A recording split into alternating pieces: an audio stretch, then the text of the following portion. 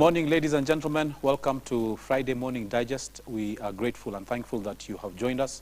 I hope you are enjoying the conversations that we've been having as we journey towards 2022. Today we have an interesting guest who we are going to just discuss this whole narrative of whether the church is ready for a candidate or not. Allow me to introduce our guest to the screen, and I think he's actually a fairly common household name, but I'll just ask him to give us his name again and say a bit about himself. Good morning. I really hope the devil knows me because I want him to know that I'm around. Excellent. And that I don't like him. You introduced me as an interesting guest. Yeah. I guess the interest is that I wear many hats. Yes. My name is Reuben Kigame, and many know me as a musician, yes, but I'm also a trained and practicing teacher.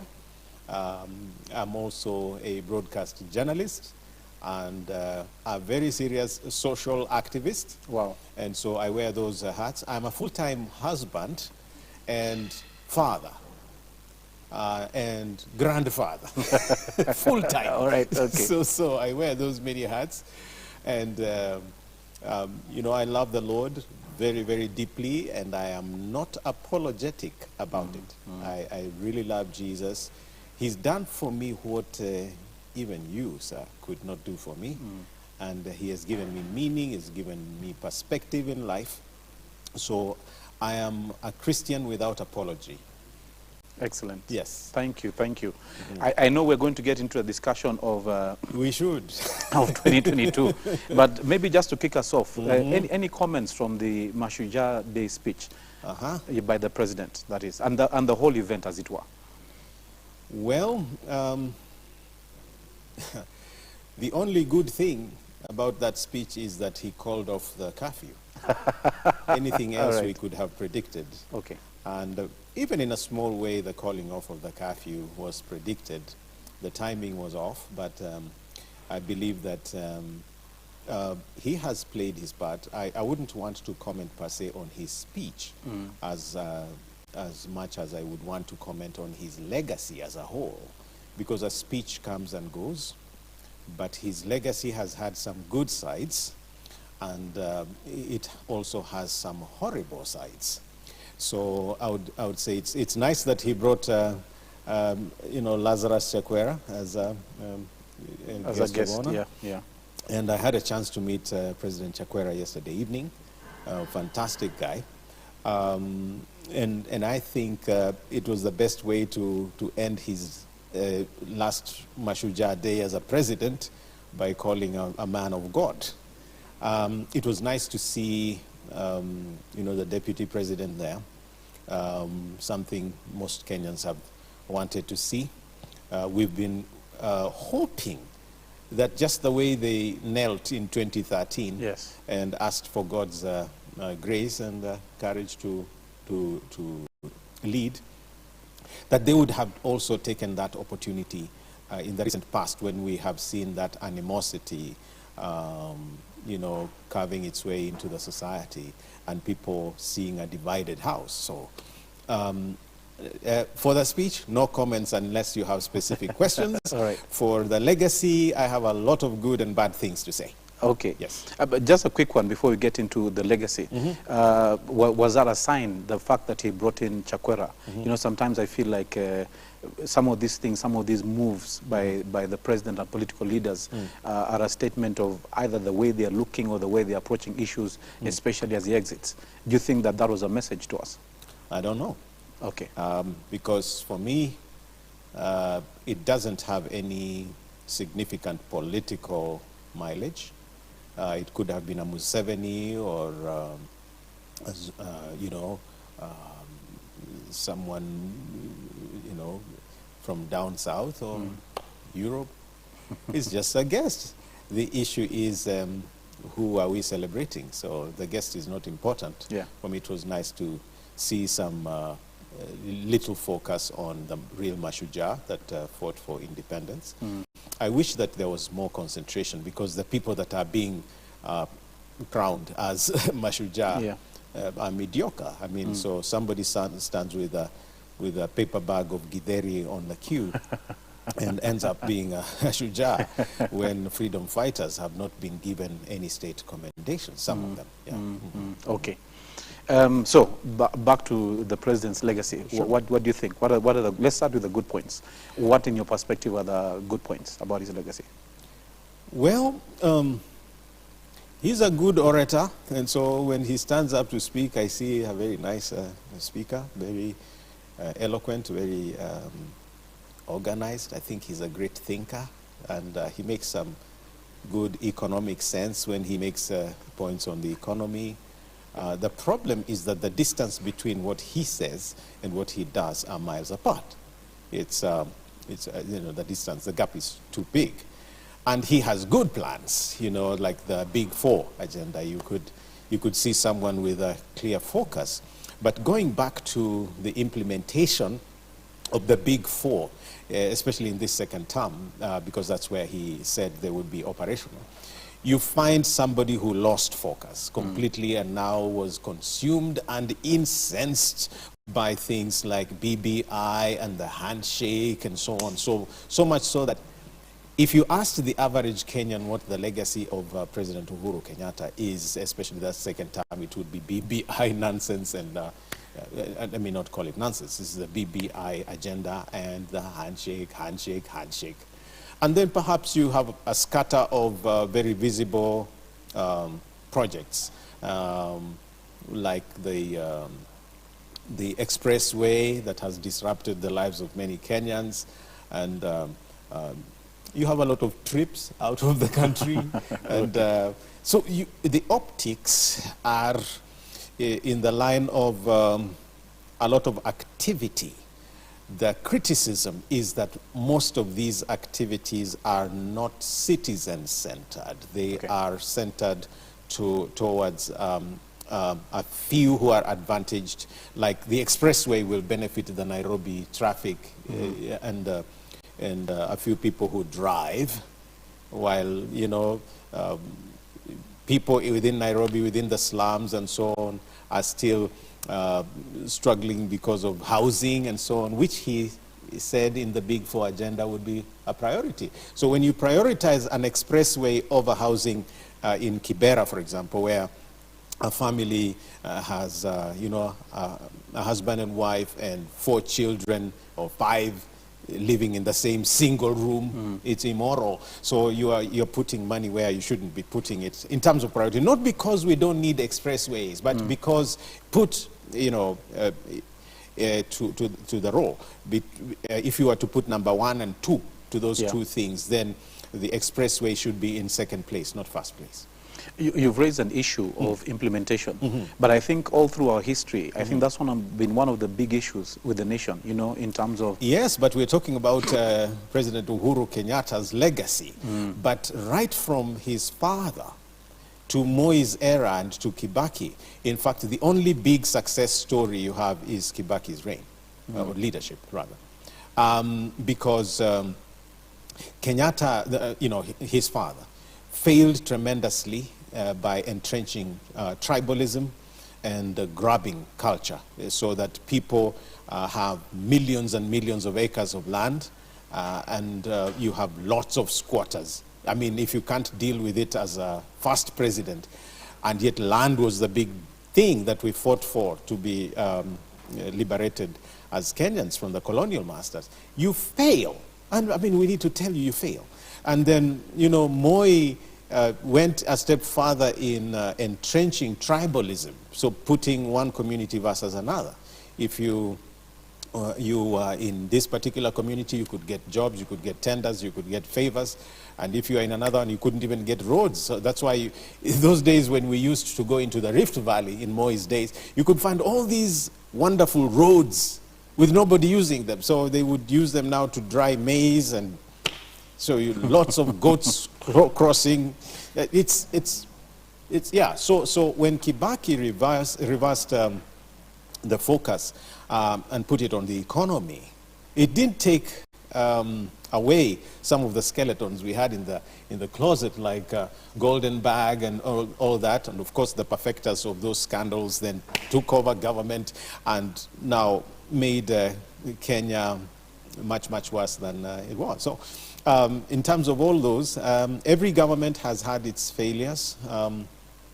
But the one particular failure of the Jubilee government, and it's not just President Uhuru, it's together with his deputy, William Ruto, the worst part of their legacy is that it is full of scandals. I can't even, you know, you wake up today, it's another one, and another one, and another one. So much so that in January, the president himself comes and says we are losing like 2 billion shillings per day. A day, yeah. Per day. If you put that to math, that would be about 720 billion in a year. And you know, so that hemorrhage in and of itself, economic hemorrhage, the bleeding, is one of the destroyers of the economy. And then there's this one thing that the media will not talk about. Kenya's media has just gone to bed and decided we're not going to talk about this. I hope you allow me to say it. It is this issue of Pandora leaks. Okay? So money is taken from our economy and stashed in offshore accounts. So that it's not benefiting us in terms of taxes, it's not circulating here, and it's for a few people. So as we are complaining about fuel hikes, and we are complaining about poverty and hunger in over 10 counties, there are a few people just stacking away money, like it's nice to have money. It's nice to have money. Niko na pesa mingi sana mimi, And this is the money that would have been circulating here to help the youth. You promise youth the jobs and so on, but you've taken away those jobs from them. So it's scandal after scandal. Mara, it's laptops that were promised, never delivered. You have the SGR contracts that nobody knows about. We have this slow train in Tanzania. They have fast trains and it's cheaper. And the same thing with Ethiopia. We have the KEMSA billionaires. We can talk like this, and it looks like it's talk, but we are a very sick society. We are doing badly. Our values, our manners are horrible. And the legacy that, the Jubilee government's legacy, unfortunately, even if you just took optics, is basically scandals. You see the way you see a doctor and you see a stethoscope and you say, that's a doctor. If you see a teacher and a piece of chalk or a pen, you say that's a teacher. If you see the Jubilee government, you see scandals and theft. That's very strong. It is, no, it's the truth. It's the truth. Ask even young people know. It is the truth. So that's the hallmark, that's the definition, that's the password for the Jubilee government. So, corruption. Let's get into your candidature. Okay. You are planning to stand. Maybe you can talk a bit about I'm already out. So it's not a plan. It's not a plan. I'm already on the road, 6 months down the road. Yes. Wow, okay. So, what have you been doing in terms of, since you announced you're vying for the presidency, what have you been doing? Yeah. Lots of things. Of course, first of all, convincing people that it is true. Because even the church itself doesn't still believe that it is true, quite a number of people. Convincing people that someone living with disability has a constitutional right to be able to vie. That is something, unfortunately, we have to do in our day, even in 21st century.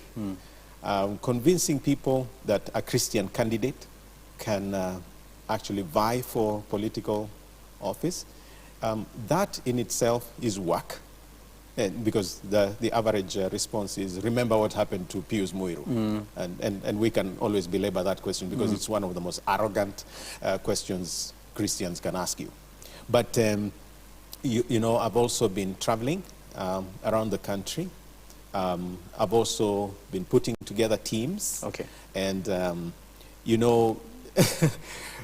people have been asking, everybody is campaigning, we see the people are visible, there are crowds, and, we don't see you. Yes. And I say to myself, you are seeing them because they are lawbreakers. The government said no political rallies. Okay. The same government, no political rallies, and you're asking me to do something illegal. I believe in law. I believe in order. I believe that words mean something.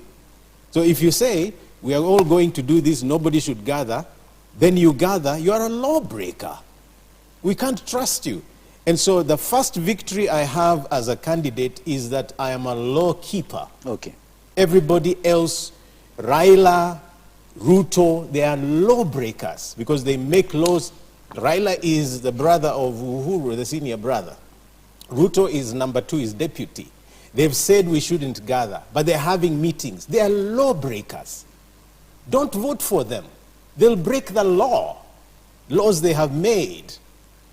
So, and you need to see that. I mean, if you can't trust somebody for his word, you can't trust them for leadership.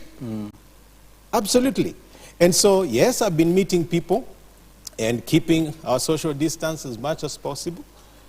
You know, there are places you can't prevent it because people come towards you. Yeah. You have to tell them, no, keep distance, because that's what the government has said we should do.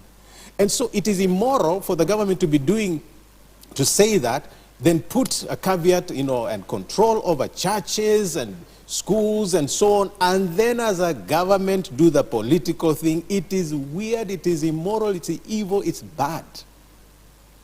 And that's why we have bad governments that never keep any laws. You make them and break them. So I've been moving. Do you know that even my own declaration to be president on Saba Day was stifled? I mean, I had 100 guests because of COVID restrictions. And they canceled the meeting. Wow. So you can cancel a meeting of 100 people, and I have the pictures on my Twitter account, on my Facebook. You cancel an organized meeting so you can have rowdy meetings. Guys, don't vote for these guys. Don't vote for them. Because they are not leaders. They are breakers of the law. And if they break laws that publicly, you know that even privately they are breaking laws. You can't trust them. No.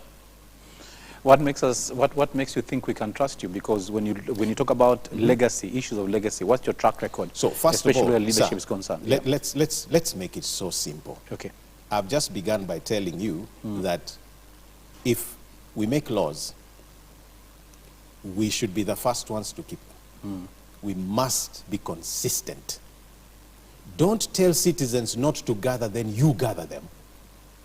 But 2, I am a very strong advocate against corruption and impunity.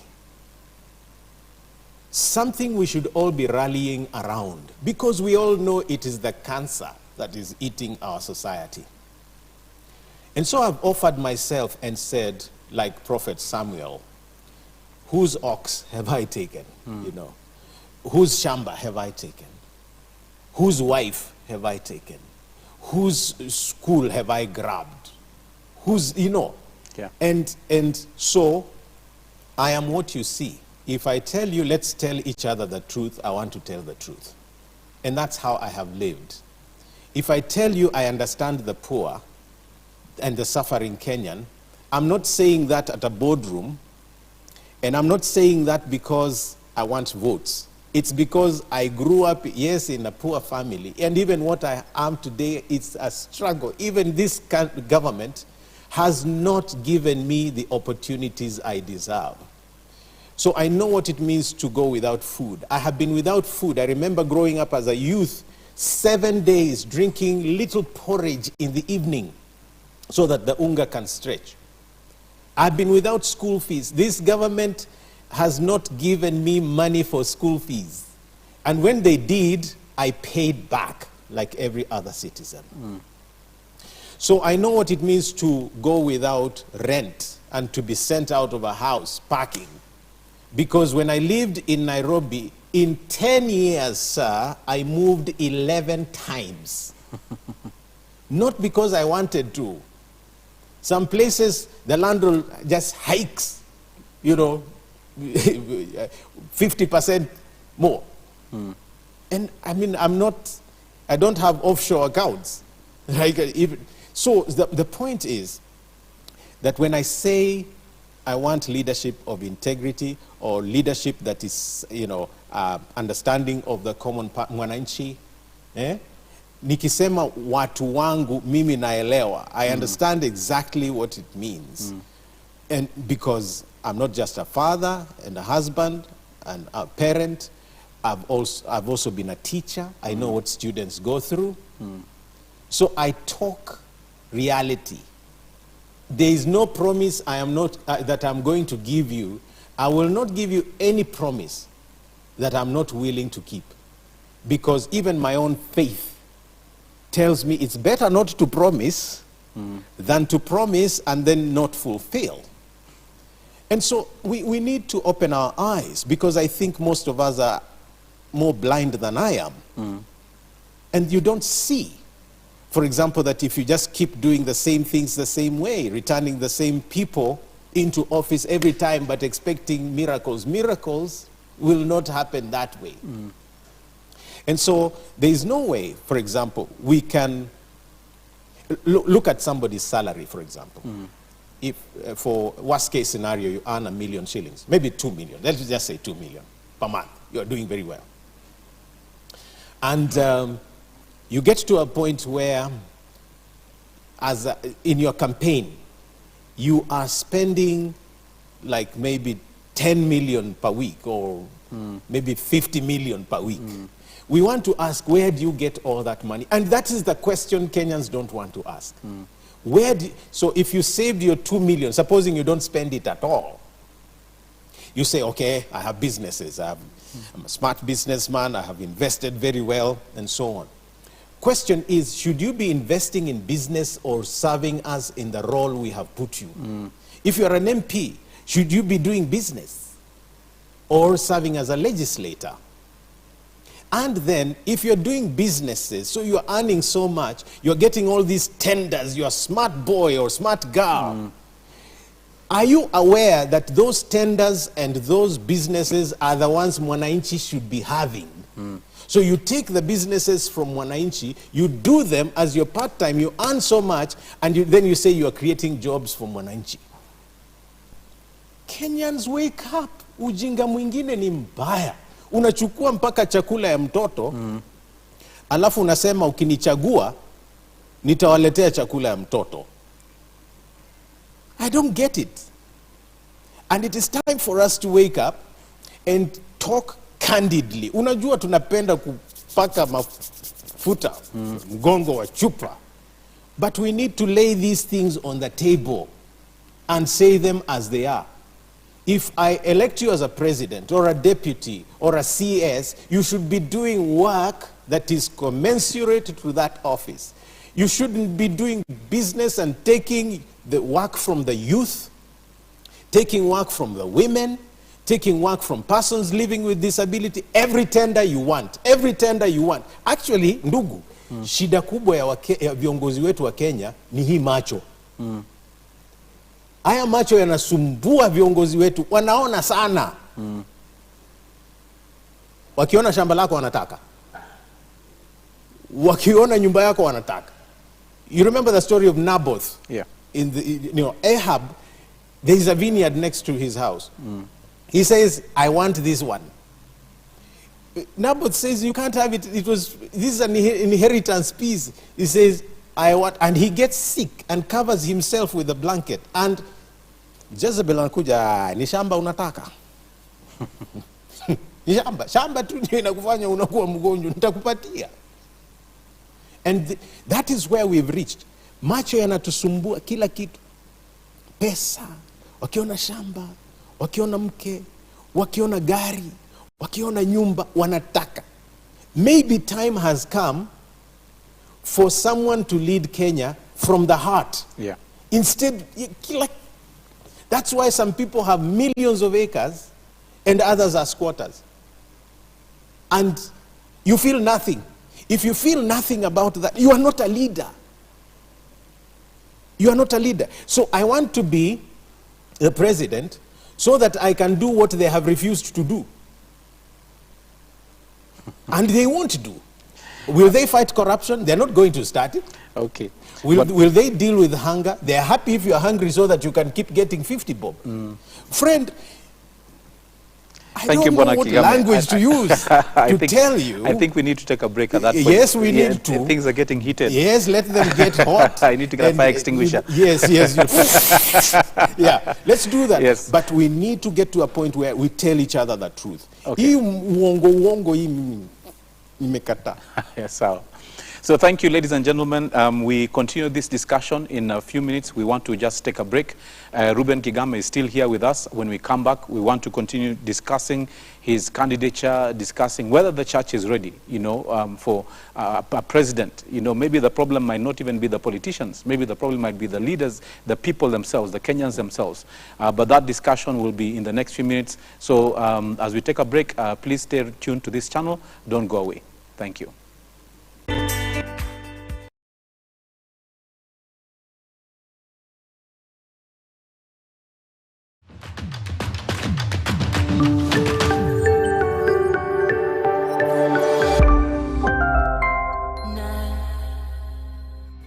Guidance to help pastors stand strong.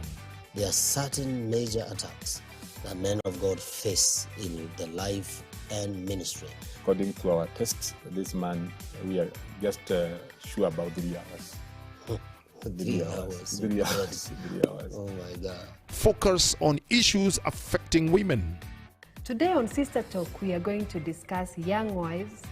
And then those surprising moments, sometimes anakuja unashtuka, hey, mtu amekuja na flower, unasema hata sikuwa naitarajia, si birthday. Empowering talks on health and wellness. The services, they are deep. Yeah, Yes. they have ridges, Yes. and these tend to hide food. Yes. So you make sure they are super clean. Wow. Yeah. Spice up your weekend with top-rated Christian movies. An army of believers and will stand on your word above all else.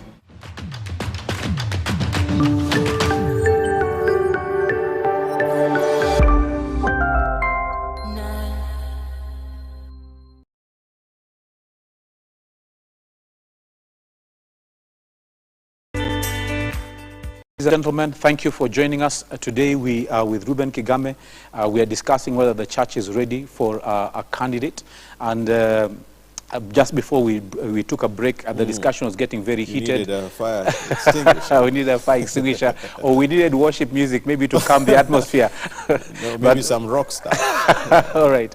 But Bwana Kigame, during the break, we were talking about issues of culture. And I want us to first look at issues. One, the national culture, because the national culture seems to celebrate the very people that you're fighting against. Seems to celebrate corruption, seems to celebrate, immorality. Anybody who does something that is wicked is celebrated. Anybody who does something good is not noticed at all.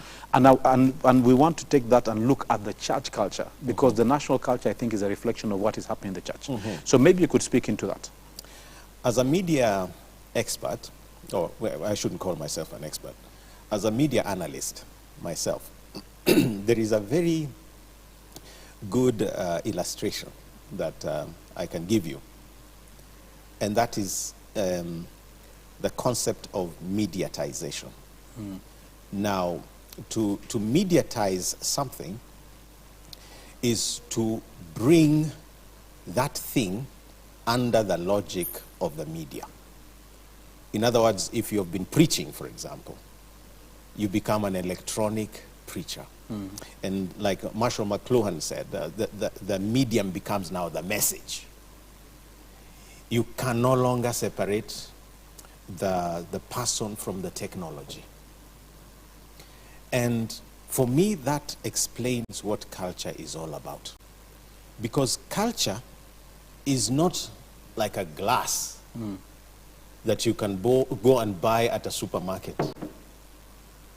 Culture is the way of life of a people, but which is a product of how those people interact with everyday issues. In other words, if you import certain toys and you bring them into the country, then you cannot say the culture of Kenya is the culture of these toys. You have brought something into the way the Kenyans live, and now they have to relate with those toys.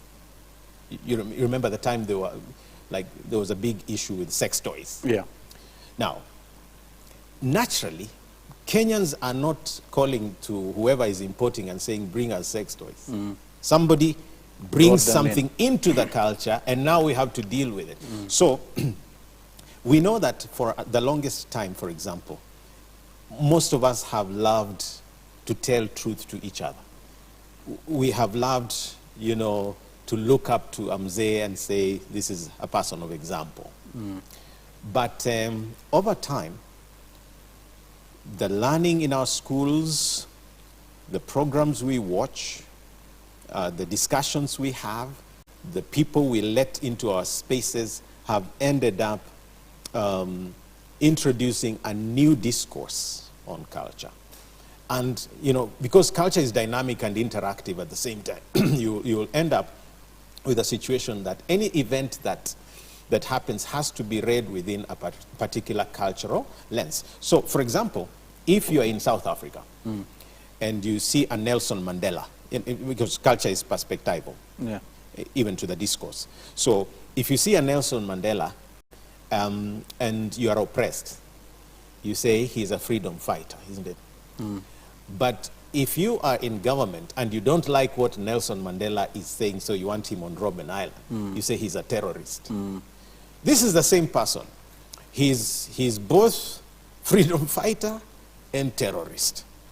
And even if you looked at how people discourse on terrorism, it's how you package it.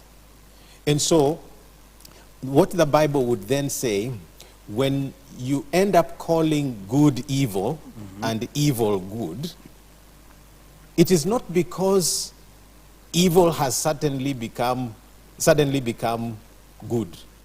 No, you enculturate it. Okay. Yeah. So what has happened is that over time, for example, we've been stolen from for so long, and we said nothing, or we felt powerless, so we accepted it. And it just keeps getting worse, because now once you let in like the culture of theft or corruption, it metamorphoses. It's like when I came in here and they served me this water, I could not hold it like this. Yes. It was too hot, you know? And so take the example, but now I can handle it. Same glass, maybe water, you know, the temperature has changed. And if you reverse that, and you have, let's say, a frog that you are boiling, when you put it in water like this, it's lukewarm, it's very nice, and you know. But sooner or later, that water is cold. It's the way people do pedicures and manicures. And so sooner you get used to that, and you've got to raise the temperatures to a crescendo of sorts, so that you end up feeling the heat, if it's the heat you're looking for. So what has happened to corruption is that we did not say no to the first manifestations of corruption. And then you say, itapita, we'll deal with it. And so it grew into something bigger and bigger and bigger. You know, even sin grows. James says when sin is full grown, yes. Yeah, it leads to... So that's what we have become. So we've gotten used to filth. You know, if you don't take a shower, kidogo utavumilia, ama it will bother you when you smell, you know. But sooner or later, you'll not even smell that. It's like you go into a room with stinking socks, and at first it's, nyumba bwana, you know. Sooner or later, you can't even smell the stink. That is what has happened to Kenya. So we've gotten used to corruption, so much so that even if I stood now and said, I want to vie for presidency on a corruption-free platform, I look like the stranger now. Yes. Yes. You remember when Honorable Matiang'i was appointed to do something about the stealing of exams and so on? You remember? You know, that had become the norm.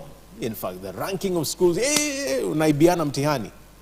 Now, when he began to do something and it actually seemed to work, do you know Kenyans were finding Matiang'i as an alien. You mean this is possible? So we need a disruptor like Matiang'i. You know, this is not an endorsement in case he is planning to stand. But we need that kind of disruption in the Kenyan system that says if we've been going that way, we need to go this way. Okay. Yeah. Okay. With our values. But you see, again, in the case of Matiang'i, that disruption, it takes energy to disrupt something. It takes courage. Okay. And it takes one person. Because you see, he was one against many. Many people, in fact, you remember the burning of domes and so on. Once you fight evil, it will fight back. If you fight corruption, it will fight you back. So you need courage. And right now, what Kenyans need is also a president with courage. The courage to do something different, something fresh. The courage to say we can't go this way. Do you remember Honorable Michuki? In a system that had accepted certain things. We had said Nairobi River cannot be cleaned. Well, he cleaned Nairobi River, he cleaned Sosiani, where I live there. It can be done. With deforestation and so on, there was a Wangari Maathai, the hummingbird. And it takes a Wangari Maathai, sadly, for us to be reminded about the climate issues. So what we need now is a disruptor. In fact, that is why I'm offering myself in part, because we need somebody from outside the system to come and challenge not challenge, disrupt it. In fact, we need a reboot. We need to rebuild Kenya. So we need a reboot of Kenya and disrupt it. And the best way is don't have a president who is in the system. He will bring the corruption back. In fact, he knows the bolts and nuts. You need somebody who has a different box, because we need to destroy this box. And let me just say one more. Yeah. They'll say, I don't have experience of government. Yeah? Where would you? Actually, there are many things I don't know. But the one thing I know is that if by experience they mean what has brought us where we are, I don't want it.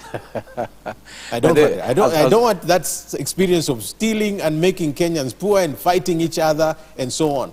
I was just going to comment that many of these disruptors don't last. I hope you're aware of that. What? You know, I'm thinking of Trump as you're talking. I'm thinking of John Pombe Magufuli. Many of these disruptors don't really last in their positions. And for the record, I'm not afraid of the bullet.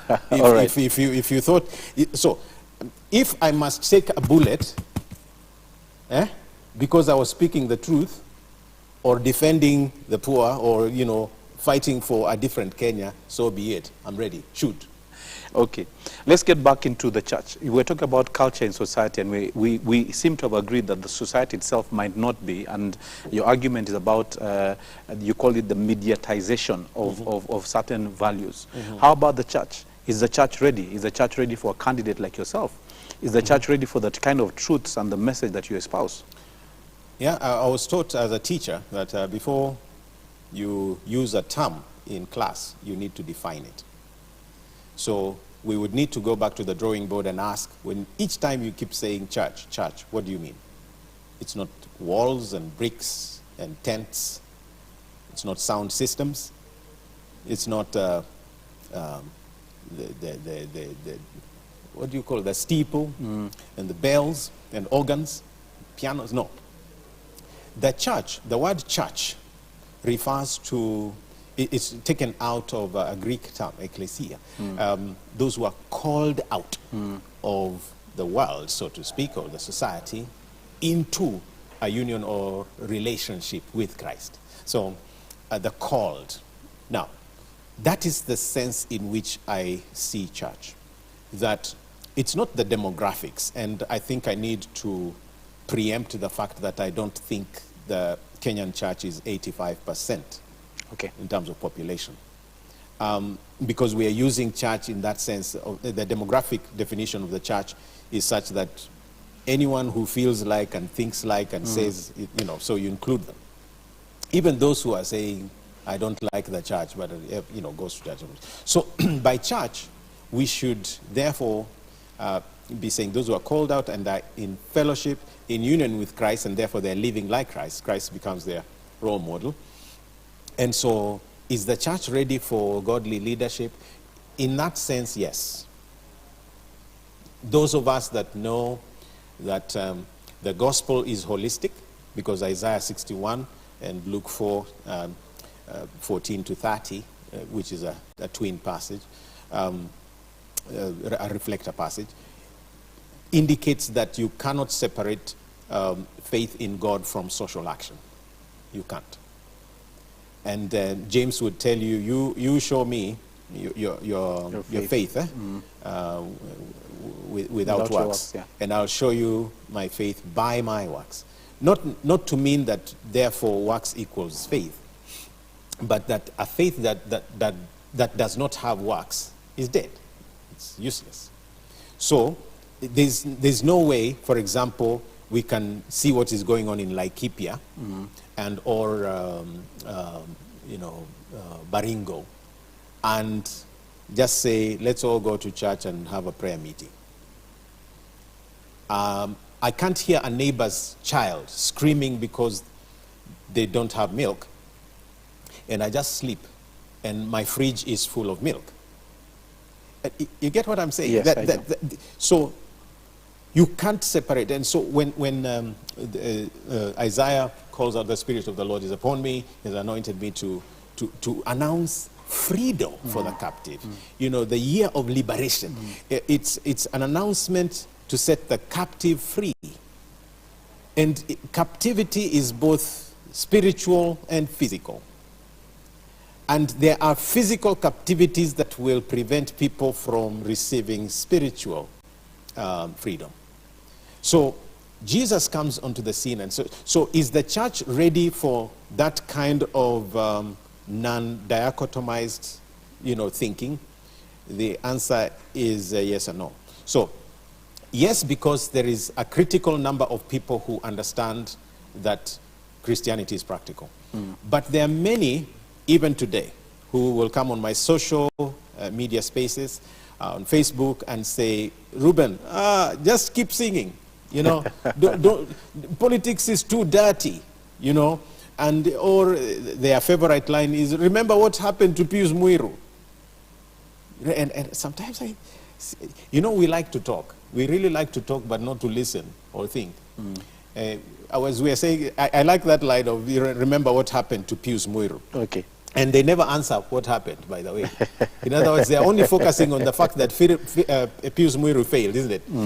And they never focus on the fact that for Pius Muiru to win, Pius Muiru cannot vote himself 10 million times. It would be them who are saying, remember Pius Muiru, who need to vote him in. And just for argument's sake, sir, we did not vote Pius Muiru in 2007. So what did we get for it?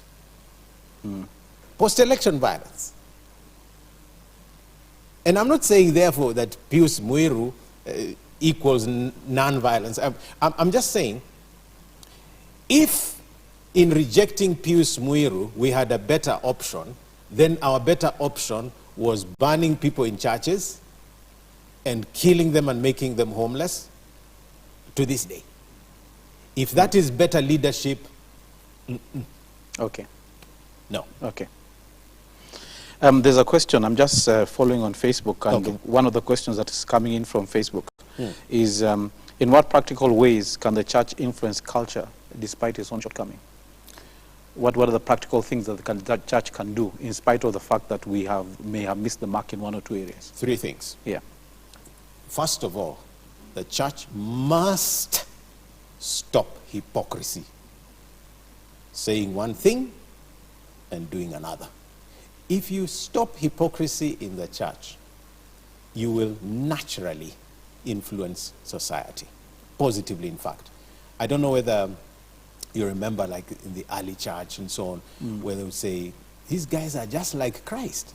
Or see how they love each other, Where if somebody was in need, someone was ready to sell land, the church would come together and gather resources and appoint spirit-filled people to distribute those resources. So we need to move away from hypocritical discourse and all these nice sayings and put our faith to work. So if we did that, we would automatically influence culture.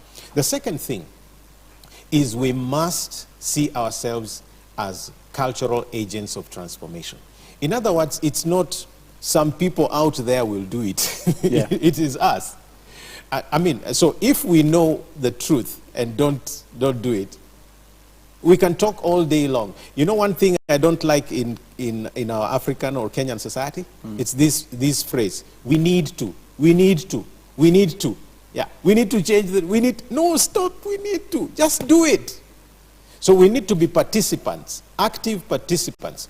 If it is a dirty estate, don't say we need to clean the estate. Go and clean it. Yeah. If there is a drug den in the neighborhood, don't say, you know, the government should do something about this drug den. Get together. The Kalenjin would call it a kokwet. Get together as a kokwet, you know, as like a nyumba kumi type a community. Let's do something about it. You know, if somebody is going to build a bar in the estate, it's not because a bar in and of itself is bad, but it's going to disrupt the way we socialize, the way we live in the estate, the noise notwithstanding, all of those things. But we can come together as a community and say, no.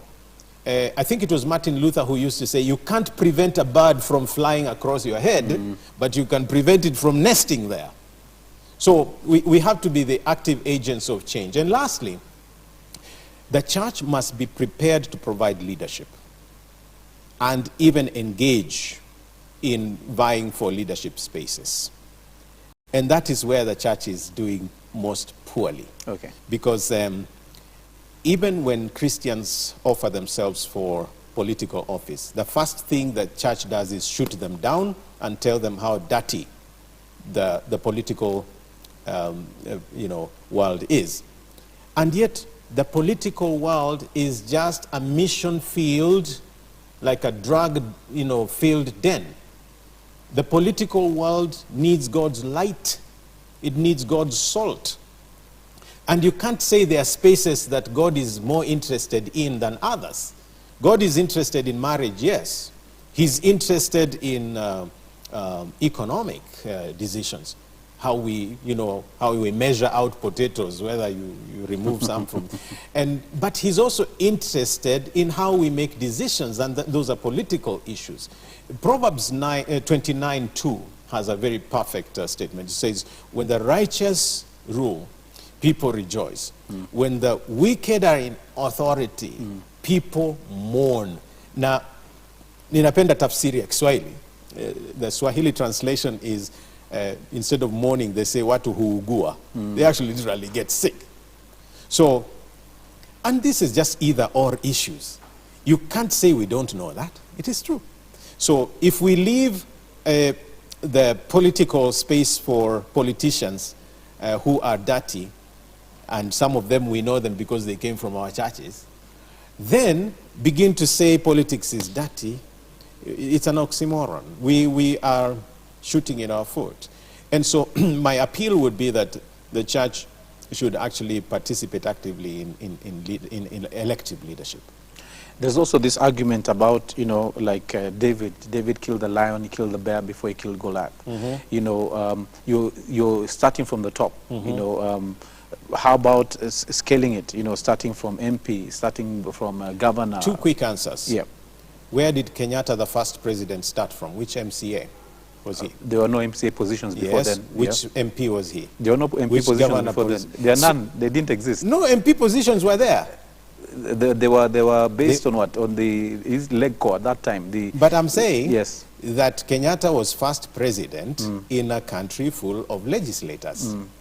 So why didn't he begin with being a legislator first? In other words, the fact that one has never been in office does not rule that they cannot be. By the way, even President Uhuru Kenyatta, which presidency had he had before? So if you're scaling up, you could even reverse and say, before you become an MCA, you should therefore be maybe what? A village chief first? Yes, something like that. And before you become a village chief, you should be what? You should be a teacher in school. So there is no end Yes. to the process. Okay. But the whole thing is, so that's one way of looking at it. The other is, what do I bring to the table that other people cannot bring to the table? Is it a gubernatorial solution that we are looking for in this country? Much as devolution is good, our problem is not devolution. In fact, that is at the point at which I part ways with the bottom-up approach and this Azimio la Umoja thing. Because you are focusing on the citizens as the problem, but the citizens are not the problem. You're focusing on, the so-called hustler, the hustlers need opportunities, we must improve their situation. But who is the we? The problem is at the top. Okay. When you have a leak in the roof, you don't replace at the floor. So, but you may end up replacing the floor eventually, if you don't deal with it. Our problem is not the people. Kenyans are hardworking, the most innovative. Give a Kenyan space and he will thrive. It is the spaces you have refused to give, and then you say, give me a chance, I will give you. And if people have been in office, and this is my open criticism, if you have had these leaders in office all these years, and they have had opportunities to do exactly what they are saying they would like to do for you, why didn't they do it? Why didn't they do it? That's a good point. So how can we trust them that they will do, if they've had the opportunity and they've not do it? And you can read it in reverse as well. When I stood, because I'm from Vihiga originally, I stood, well, I need to qualify. I'm from Vihiga, grown up in Nyanza, married from Central. I live in Wasingishu. Okay. So I'm a Kenyan. So, but right. For argument's sake, yeah. I'm from Vihiga, and so some Vihigans will say, you're a spoiler. We have our son, Mudavadi. And across the ridge, we have Wetangula. Weta. So you're a spoiler. Unakuja kupunguza kura za watoto wetu. But am I not a Vihigan too?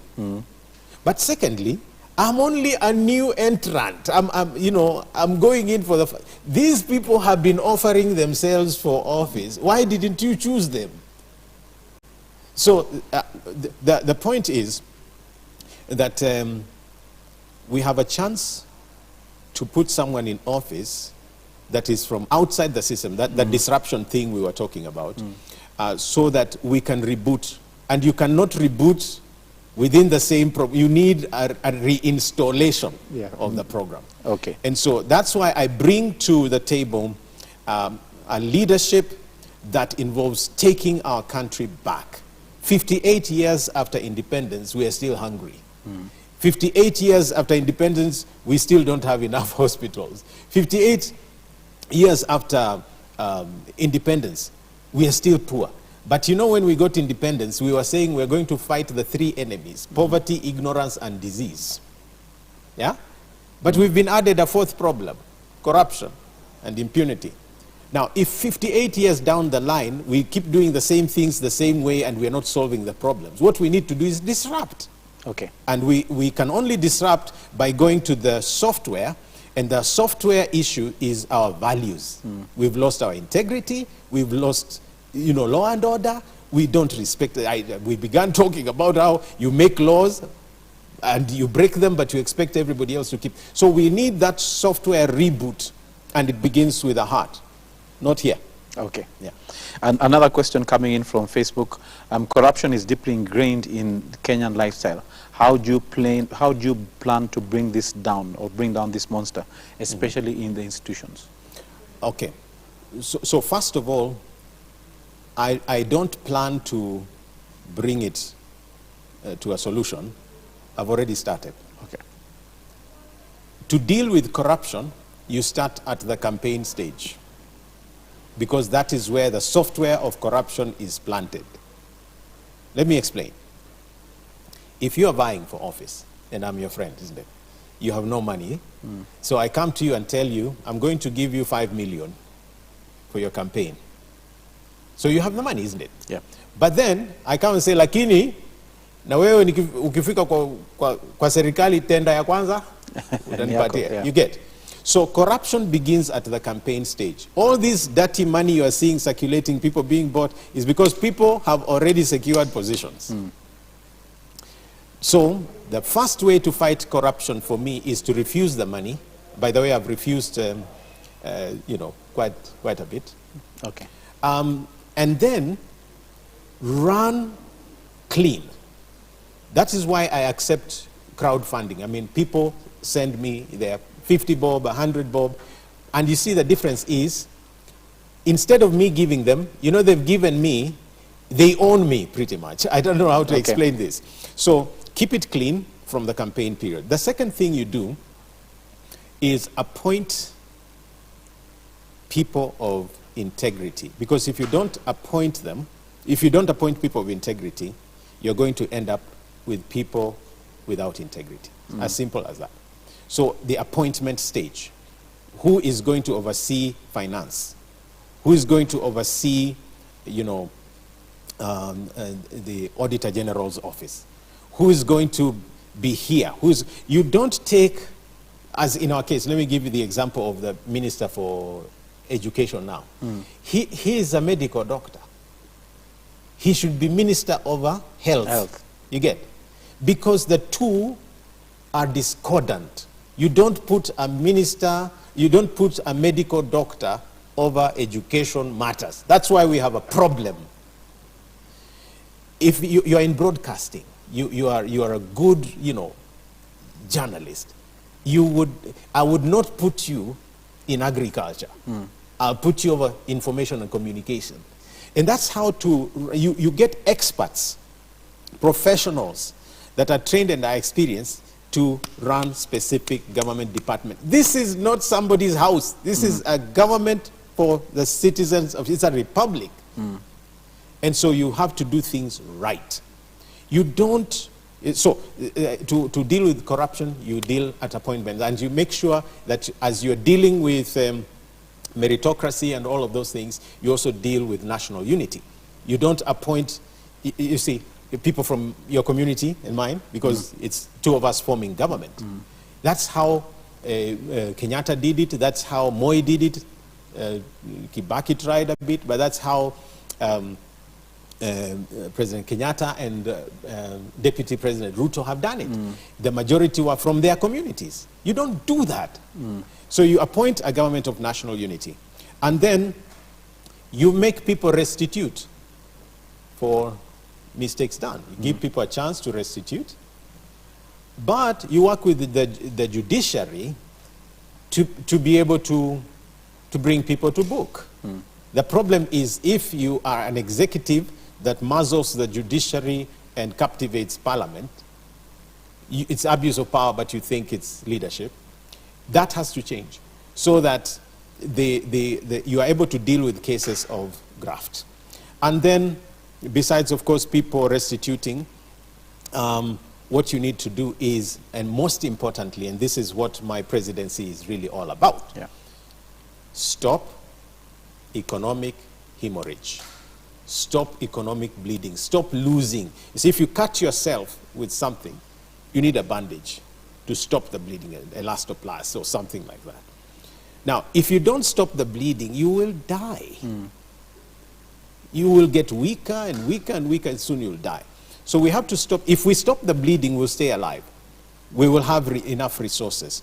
And then we need to stop certain projects that are not people-centered and make sure that we have projects that are people-centered. Some white elephant projects need to go. Some things are not priorities. And so on. And I can go on. You have to deal with the debt crisis as part of the whole issue. And there are specific things that I have to deal with that. But the first thing, if you have to deal with debt, is stop borrowing. The only way you close a Fuliza account is not to see it there so you can be saying, I'll not use it, I'll not use it. Just close it. Stop borrowing fast. Use what you have. Live within your means. etc., etc. Thank you, thank you, thank you, thank you, thank you, Bwana Kigame. A great conversation, very interesting views, very radical views, but we honor those views and we appreciate those views. What is radical, by the way? Radical There's nothing radical about this. It's breaking just out of the norm. It's just right and wrong. Okay, but breaking out of the norm. What we've accepted we as the norm. just need to do what we need to do. Excellent. But maybe as we wind up, because our time is well spent, okay. How could someone get in touch with you? I'm sure there's some people out there watching this program or who will watch this program later and want to know, how do I get in touch with him? Very simple. I'm the most accessible presidential aspirant. Okay. I have a Facebook account. You can inbox me on Messenger. You can like my page, Reuben Kigame for President. And you can inbox me there, you can chat me there. It's an open, in fact, I've opened everything for open chat. Okay. You can follow, whatever. I'm also on Twitter as Reuben Kigame. And you can DM me. I respond, by the way. All right. And you can also call my office, +254 720 229999. Very simple number, or use WhatsApp, whatever. I'm accessible. I'm on LinkedIn. I'm on Instagram. So you can't say you can't reach Kigame. That will be your fault. And right, you can also reach me and support my presidential bid. Like I said, it's citizen supported. You know, I have a pay bill number 8041415. It's just as open as that, and we keep records. Okay. And the account name is 2022. So, or just call the station. If you look everywhere and you realize that you can't find me, ask Elevate TV. They will find me for you. Thank you, Bwana Kigame. Thank you for joining us. A great conversation, great stories, great interaction. So we can see that the church is moving forward, even in terms of addressing national issues. Yes, and I'm a church member and we are moving. So the church is doing something. Don't blame the church for nothing. Let me just bring this to a close. Thank you for those who contributed to this conversation. Continue leaving your digital footprint behind, telling us that you are there, telling us what blessed you about the conversation. Add to this conversation. And let's make sure that every one of us, in one way or another, plays our part in building this nation to become a great nation. The Lord bless you and keep you, cause the light of his countenance shine upon you, and give you peace on every side. Amen. Amen.